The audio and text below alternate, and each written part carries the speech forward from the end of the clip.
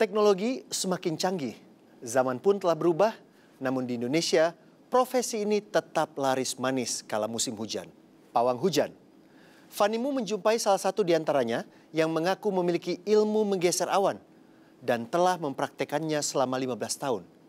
Jasanya disewa untuk acara pernikahan hingga konser penyanyi Kanada Michael Bublé yang baru-baru ini digelar di Jakarta.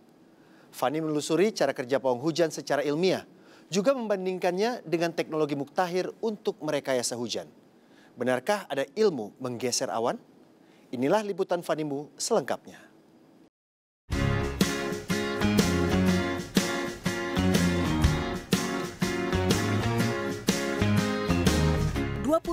Januari 2015, ribuan orang memadati Indonesia Convention Exhibition Tangerang. Penyanyi jazz asal Kanada Michael Bublé menggelar konser perdananya di Indonesia.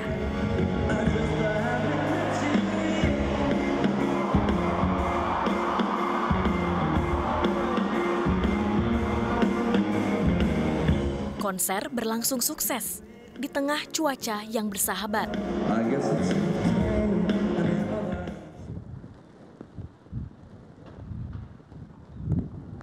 Tak banyak yang tahu, beberapa jam sebelum konser dimulai, di bawah langit yang mendung, jauh di seberang gedung, seorang pria tengah berjibaku melakukan ritual. Asyhadu an la ilaha illallah Muhammadar Rasulullah. Metode yang diyakininya ampuh, bisa menggeser awan dan membatalkan hujan di tempat konser ini. Sami'un alim.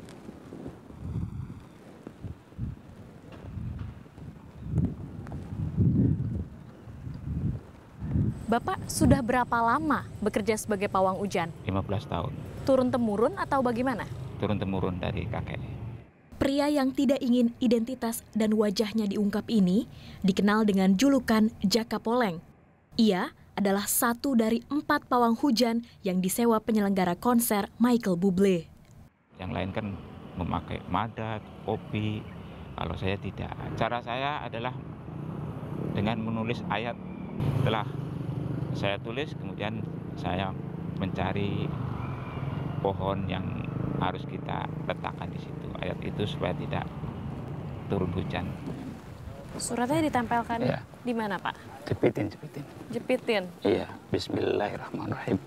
Ya Allah, ayat ini untuk menahan hujan supaya tidak turun dalam rangka acara ini sampai selesai.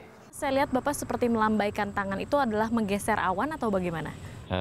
Dengan melambaikan tangan tadi, misalkan kita membuang ke laut, kita lambaikan ke laut, misalkan ke utara, ke selatan. Yang lebih jauh, misalkan daerah Cilacap atau Australia. Dibuang kemana tadi? Utara. Tepatnya di laut mana, Pak? Di laut Bangka Belitung. Kenapa jauh sekali ke sana? Jangan sampai balik lagi ke sini karena itu kan semua daerah itu punya ilmu lain-lainnya. Oh, ada pawang hujannya di masing-masing daerah? Masing-masing daerah itu. Jam terbang yang cukup tinggi membuat Jaka Poleng tak pernah menganggur. Keesokan harinya, saya melihatnya di sebuah acara siraman.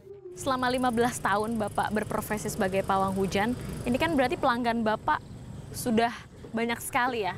Sudah. Dari kalangan mana saja sih, Pak? Ya seperti sudah nasionalis ya. Untuk pejabat sendiri, Pak? Ada pejabat seperti RI 1 ya, waktu menikahkan anaknya di Istana Merdeka Bogor. Pernah gagal tidak, Pak? Ya itu kegagalannya itu yang pertama, kalau dalam hajatan itu ada masalah keluarga. Menjadi pawang hujan adalah pekerjaan sampingan Jaka Poleng. Sehari-harinya, ia bekerja sebagai pegawai negeri sipil.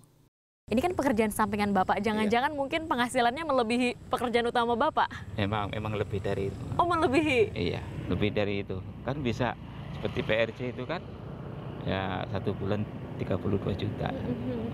Padahal kan gaji saya paling target sebulan paling 5 juta, itu bisa 32 juta. Tak sedikit orang yang menawarkan jasa pawang hujan seperti Jaka Poleng. Bahkan kini, Mencari mereka cukup dengan jari. Saya pun menemukan tempat sejumlah orang belajar menjadi pawang hujan. Seperti di yayasan yang dipimpin Reno Wilopo. Waalaikumsalam. Selamat siang, Pak. Selamat siang, apa kabar Mbak Fani. Reno? Pak Reno. Ya, untuk menentukan kelulusan daripada peserta pawang hujan ini, saya akan melihat apakah kemampuan kepekaan gerak kalian semua ini bagus apa tidak. Ya, coba Mas Tafsir diri. Saya ingin tahu kepekaan gerak. Saya minta kamu melakukan yang namanya gerakan Cimande. Silakan.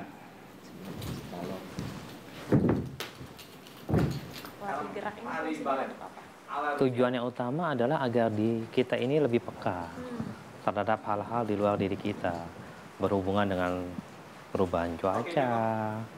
Kita kan juga mesti ngebaca nih, ya kan? Ngebaca kondisi-kondisi alam yang ada di sekitar kita. Itu kan harus kita latih kepekaannya. Yang sudah dianggap mahir, ya. Tafsir. Mudah-mudahan kalian semua dapat mengamalkan ilmu pawang hujan nanti. Di situ kita coba mempengaruhi yang dibilang cuaca, mempengaruhi dibilang yang namanya energi. Pada dasarnya itu. Jadi diyakini si peserta tersebut mempunyai suatu energi untuk menggeser awan. Iya, betul.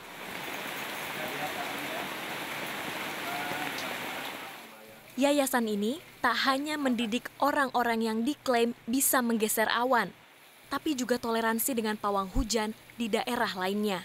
Ada hal yang unik dan menarik. Biasanya kalau dalam kondisi yang saya bilang peak season, ini di mana-mana banyak orang mengadakan kegiatan hajatan. Sedangkan kita di satu tempat berharap hajatan kita aman, terlindung, selamat. Pas kita geser ke arah kiri atau ke arah kanan, ternyata mungkin di sebelah sana juga ada yang punya hajat dan menggunakan juga mungkin pawang hujan misalnya. Dan berbenturan kondisinya. Itu bisa aja hujannya di area tengahnya. Atau kembali ke area kita. Maka yang terbaik adalah kita geser ke arah lautan agar tidak terlalu mengganggu yang lain. Kalau ditanya, apakah upaya-upaya yang kita lakukan selalunya berhasil? Ada juga tidak berhasilnya. Seperti sekarang nih, di bulan Januari, Februari, ya, yang kalau dibilang yang suasana memang penuh dengan awan-awan yang hujan terus. Tentunya upaya kita juga terbatas. Biaya yang harus dikeluarkan untuk berlatih menjadi pawang hujan di yayasan ini tak bisa dibilang murah. Namun, sudah lebih dari 100 orang yang belajar di sini dan dinyatakan lulus sebagai pawang hujan. Biaya yang dikeluarkan dari satu orang pesertanya sekitar berapa? Khusus yang pelatihan pawang hujannya sendiri, itu kurang lebih sekitar 1 minggu pelatihannya itu sekitar 7,5 juta juga. Cara memodifikasi cuaca yang diajarkan di yayasan ini tak bisa dijelaskan secara ilmiah. Upaya-upaya kita misalnya untuk mempengaruhi keadaan cuaca dan lain sebagainya, itu hanyalah upaya dari sisi yang logis, rasional.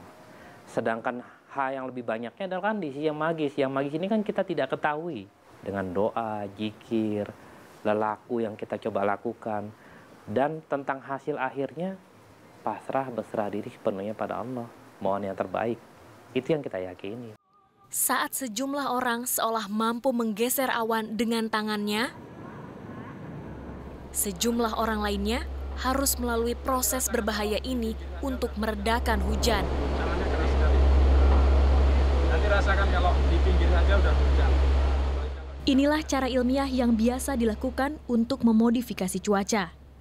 Seperti yang dijelaskan pakar modifikasi cuaca BPPT, Tri Handoko Seto.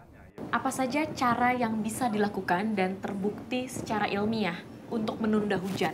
Teknologi modifikasi cuaca untuk memperlambat, mempercepat, memodifikasi hujan lah.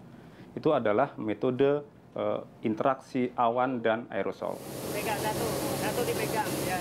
Memodifikasi cuaca seperti ini hanya dilakukan sesekali untuk kepentingan khusus. Tak hanya karena caranya yang rumit, tapi biayanya juga selangit. Sekitar berapa Pak untuk sekali penerbangan? Kalau untuk mengurangi curah hujan dengan pesawat Hercules misalnya, ya mungkin sekitar sekian ratus juta lah. 200 juta lebih? Ya mungkin sekitar itu. Hingga kini, para ilmuwan di dunia masih meneliti cara-cara yang lebih canggih untuk memodifikasi cuaca. Beberapa pakar mengusulkan bahwa ada gelombang suara misalnya, itu juga bisa mengganggu pertumbuhan awan. Kemudian sebenarnya cara yang berikutnya adalah cara yang sangat kasat mata, secara teori sangat masuk akal, adalah dengan menggeser awan. Bagaimana caranya menggeser awan tersebut? Nah, teknologi-teknologi yang ada merasa belum mampu untuk melakukan untuk menggeser awan, ya. Karena sekarang begini, kalau ada sebuah awan CB misalnya ada di pulau di atas Laut Jawa, itu kita bom dengan bom-bom konvensional, itu CB itu nggak buyar. Artinya kekuatan awan itu segitu besar. Ada pakar yang mengusulkan barangkali kalau sebuah awan CB itu kita kasih bom nuklir baru buyar awan itu.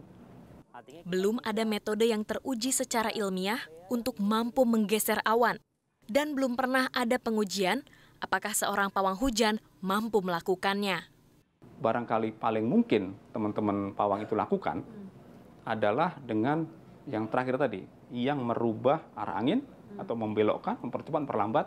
Jadi mereka mainnya di energi. Harus benar-benar ada data statistiknya, ya, ada perubahan-perubahan yang ya memenuhi kaidah ilmiah lah yang harus dibuktikan. Bagaimana dengan anggapan nih Pak? Mohon maaf bila ada yang mengatakan bahwa proses seperti itu ya karena kebetulan saja terjadi. Ya memang dibilang semua apapun bisa saja dianggap sebagai kebetulan. Semua ada di samudera kemungkinan. Tapi sungguh upaya-upaya kita, semoganya upaya yang memungkinkan kebetulan itu adalah kebetulan pada hal-hal yang baik. Mungkin belum ada yang bisa menjelaskan secara ilmiah kerja pawang hujan. Seperti banyak hal lainnya di dunia ini yang belum bisa dijelaskan oleh ilmu pengetahuan. Tapi bagi Jaka Poleng dan sejumlah pawang hujan lainnya, tak ada yang salah dengan apa yang selama ini mereka lakukan. Karena tujuan akhirnya adalah kebaikan. Saya kan untuk membantu orang-orang yang sedang punya pesta, misalkan ada hajatan, resepsi. Kerja saya itu ikhlas, ya. Ia bukan dokter biasa, melayani pasien tanpa dibayar karena sebuah alasan. Berat badannya berapa? 15. Oh, kamu masih tanya biaya itu gimana? Ya, terima kasih banyak. Sesaat lagi di 360.